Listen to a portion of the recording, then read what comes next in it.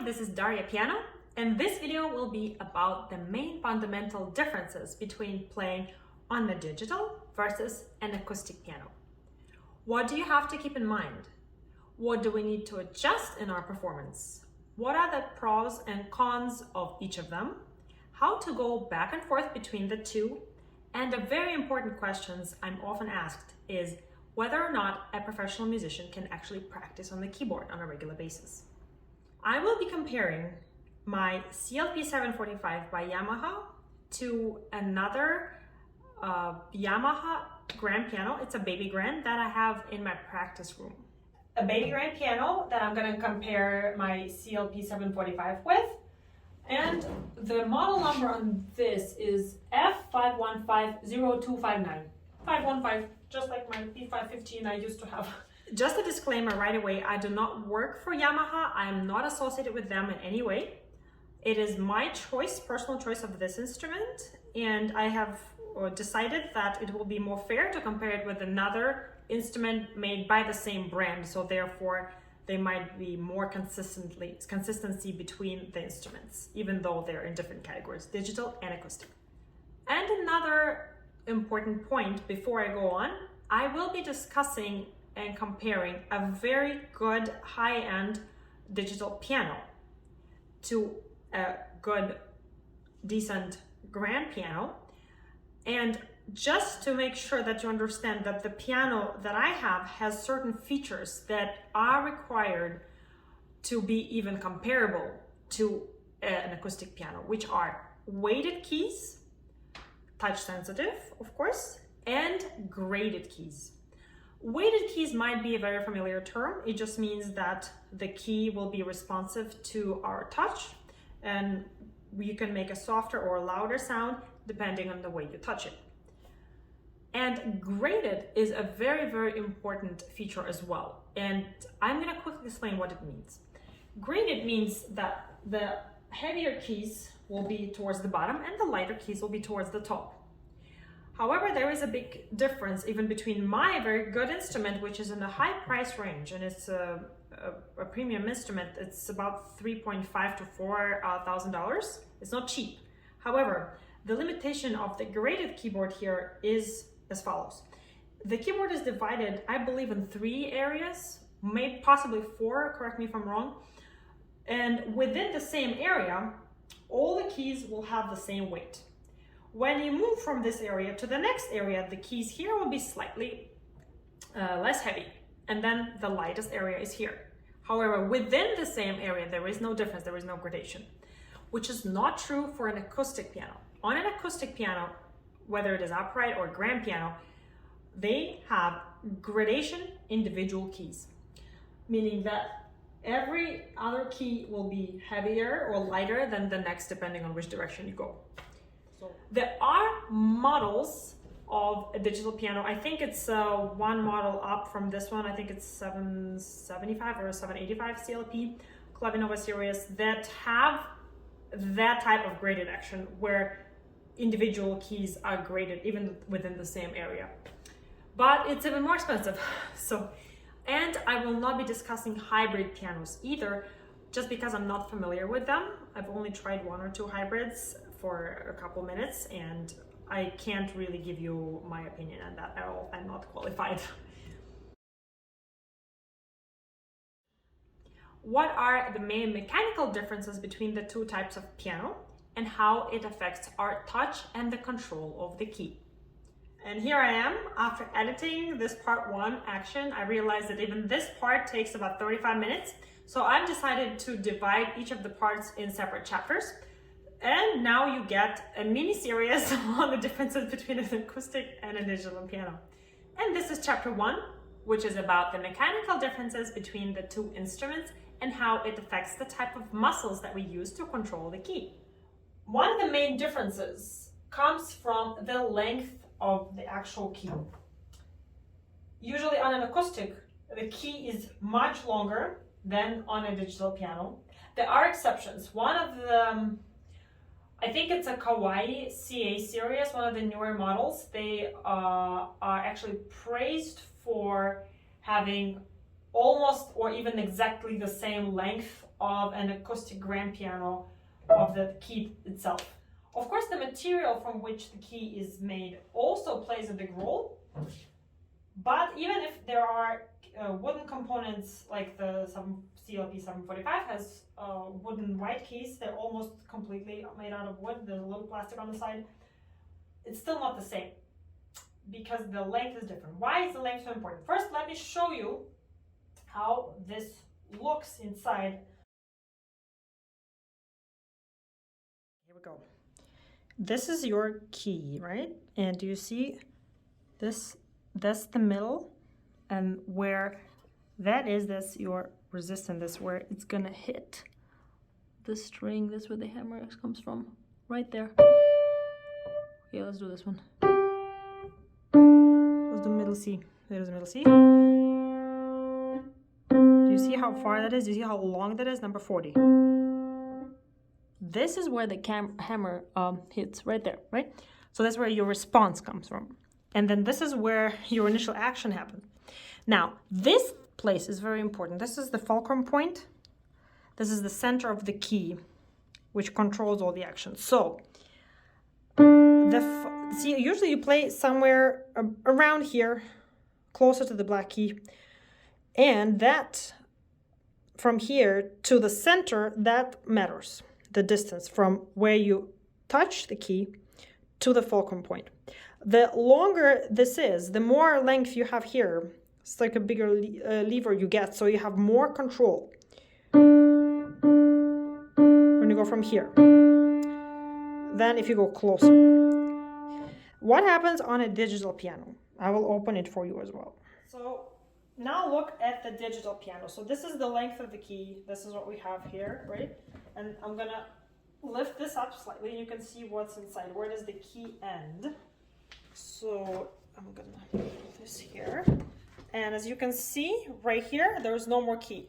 That's it. So the key length was pretty much the length of the key itself, right?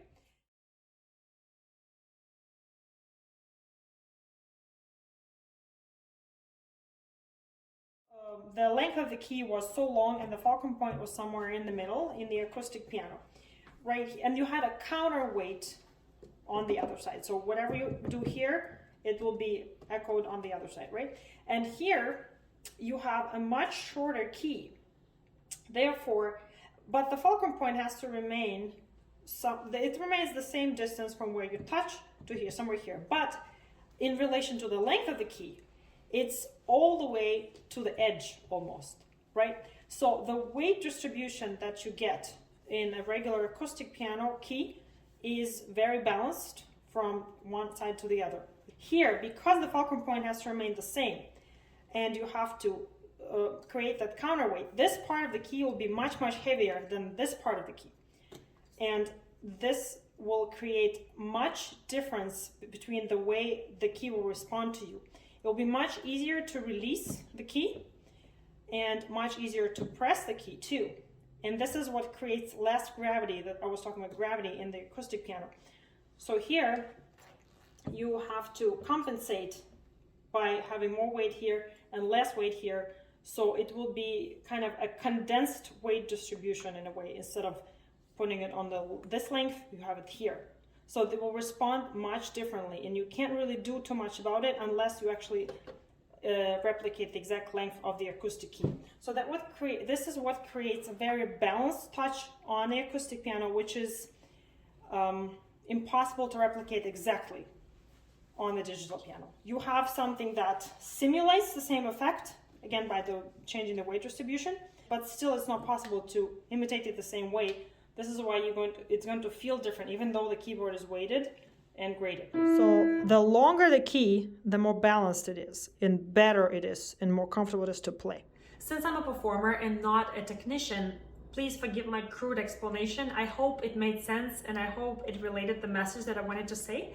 If any of you are more knowledgeable on this particular topic and have a better way of explaining this in the more scientific terms, please feel free to leave the comments below. I will appreciate your input. I would describe it this way. When I play on an acoustic piano, the effort I put in is proportional to the response I get from the key and the sound that I get. because there is this counterweight and there was the balance between the action and the counter action. On the digital piano, because the counter action occurs so much later on the key towards the edge, I explain the disbalance with this. What does it mean, disbalance? That means the effort I put in is much less than the response I get. Meaning it's very easy to control a keyboard dynamic, articulation. It's very easy to press, easy to release, but not so easy to hold. It's missing that gravity that I've mentioned in the acoustic piano. When you're practicing on a digital piano, you can get easy nuances. And when you get used to them, it's easy to forget that you can't expect to put the same minimal effort and expect the same maximum result on an acoustic piano. We will have to make adjustment to that when we play on an acoustic piano. Second thing has to do with the control of the key and with the muscle types that we're using to control the attack. For the acoustic piano, I majorly rely on, and again, I use all muscles, of course, but I'm giving you the differences, right? The difference here is that I mainly rely on the bigger muscle on the knuckles, so coming from here. This is the motion that gives me the most strength here and the most control, this motion. And yes, if I want something detailed, like a smaller brush stroke in a way, I will use my fingertips, but this is a coloristic effect. Of course I use my fingertips, but I'm saying that I will not rely on them to get the response of the key mainly. I'm going to rely on a bigger one. Opposite happens actually in a digital piano. Why? Because I don't need that much effort to get the response that I want. But I will need to control the key more. And that happens with the closer point of connection from here. Why? It has to do with friction and with gravity. The actual acoustic piano keys have more gravity to them and more friction with me. So it will be harder to press it, but easier to hold it. On a digital piano, my primarily muscles that I rely on are going to be the small muscles of my fingertip. And it all goes back to the mechanism and the lightness with which I can actually achieve the effects that I want. It's quite easy, and this is enough. And this precise is the closest point, so I won't lose my connection with the key. And I can easily achieve a lot by just this little muscle, a lot of nuances.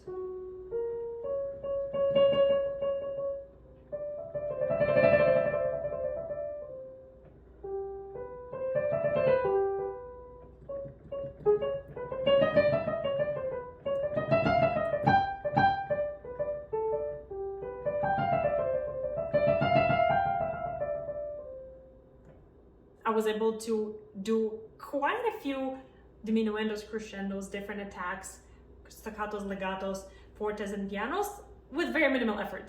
And the piano was very responsive. If I try to do this on an acoustic piano, I would have to put a lot more effort and use a little bit different muscles.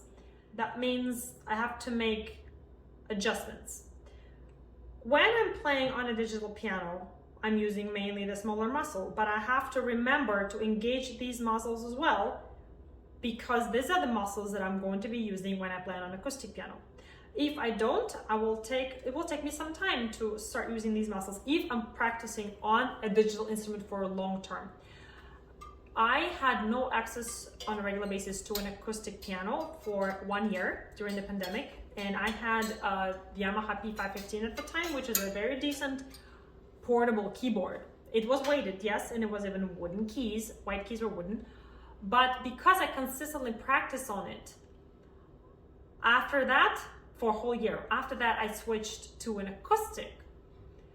And I've noticed a big difference that these muscles were weaker than I expected. And it took me a couple months to actually gain them back because I was not used to using them. And I've only notice this difference now that I have been through the process of realizing, oh yeah, these muscles were not engaged so much, so I have to rebuild them. To summarize, control of the key comes primarily from this part, from your knuckle, and you're using a bigger finger muscle to grip the key. It's harder to press, but it's going to be easier to hold on to it and less likely to slip, especially the black keys on an acoustic piano. On a digital piano, I use more smaller muscle, more fingertip, and the muscle that is directly responsible for the touch, right from here, the smallest one. That way I get control of the key more and I'm not worried about slipping. You can rely on the knuckles and on your palm holding that position for you while you're changing. You have more control from here. Versus if you're relying on this part to not slip, right? Your main focus is on your fingertip. You become much more flimsy with your position. If I want to do that on a digital, I will have to be much more precise and careful with my aim because I'm relying on this more.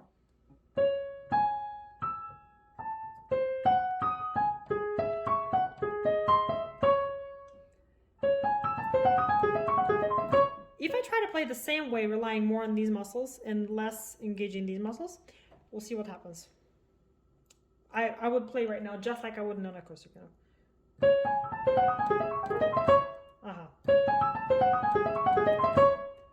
I had to adjust the second time because you see what happened the first time? I missed some notes because I was relying on this bigger movement. See that? I missed that too. But my bigger movement wasn't enough to be precise enough to not lose this key. And that gives you more precision and more refined details, articulations, dynamic, quick changes. Something like this will not give you as much response as you get with a CFX sample. I really think that that piano is superb in the way it responds to your touch, and I wish I could have one. That's why I keep talking about it. And because I actually have a digital piano that uses the samples of the Yamaha CFX Grand. This is the end of chapter 1. Please click on chapter 2 if you want to find out more about the differences in controlling smaller inflections and dynamic contrasts.